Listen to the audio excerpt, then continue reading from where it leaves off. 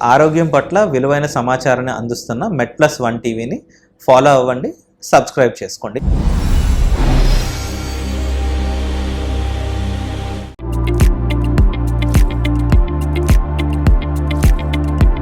Ventilator connect చేసుకోవడం అనేది patient ఊపిరి తీసుకోవడానికి ఇబ్బంది అవుతున్నా, లేకపోతే ఊపిరి తీసుకోవడానికి లంగ్స్లో సీరియస్ ఇన్ఫెక్షన్ ఉన్న సినారియోస్లో కానీ, లేకపోతే రోడ్డు ప్రమాదాల్లో పేషెంట్ స్పృహలో లేనప్పుడు, లేదా ఊపిరితిత్తులు డ్యామేజ్ అయినప్పుడు, బాడీలో ఆక్సిజన్ లెవెల్స్ పడిపోతున్నాయి, లేదంటే పేషెంట్ కోమాలో ఉన్నారు, కాన్షియస్గా లేరు, తలకి గాయమైంది, ఆ సినారియోలో పేషెంట్ తనంతట తానుగా ఊపిరి తీసుకోలేడు.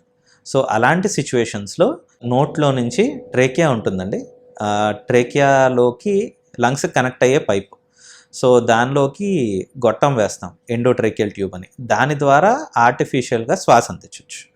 సో ఇలాంటి పేషెంట్ని ఎండోట్రేకియల్ ట్యూబ్ వేసిన తర్వాత మనం యాంబూ బ్యాగ్ అని చేత్తో గాలి అందించేది ఉంటుందండి, ఇమీడియట్గా దానికి కనెక్ట్ చేసుకుంటాము. తర్వాత వెంటిలేటర్ కనెక్ట్ చేస్తాం. సో వెంటిలేటర్ ఏం చేస్తుంది అంటే ఓన్లీ ఆర్టిఫిషియల్గా గాలిని ఊపిరితిత్తుల్లోకి అందించి వెనక్కి వచ్చే గాలిని తీసుకొని బయటకు వదిలేస్తుంది.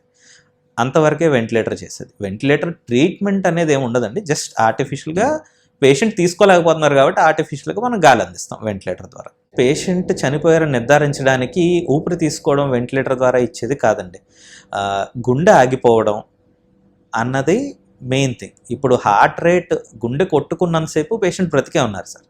వెంటిలేటర్ మీద పెట్టినంత మాత్రాన పేషెంట్ చచ్చిపోతాడు అని లేదండి. వెంటిలేటర్ మీద పెట్టేది ఏంటి అంటే పేషెంట్ ఊపిరి తీసుకోవడానికి ఇబ్బంది అవుతుంది, సో ఆ ఇబ్బందిని కరెక్ట్ చేయడానికి, లేదా పేషెంట్ కోమాలో ఉన్నారు, ఊపిరి తీసుకోలేకపోతున్నారు, సో పేషెంట్ స్పృహలోకి వచ్చే వరకు వెంటిలేటర్ మీద ఉంచుతాము.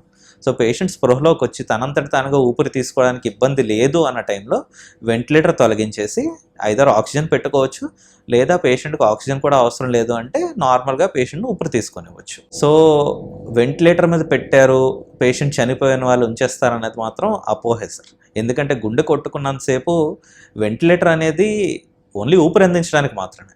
పేషెంట్ చనిపోయారని చెప్పడానికి గుండె ఆగిపోవాలండి. గుండె ఆగిపోకుండా అయితే పేషెంట్ చనిపోయారని అయితే చెప్పలేము.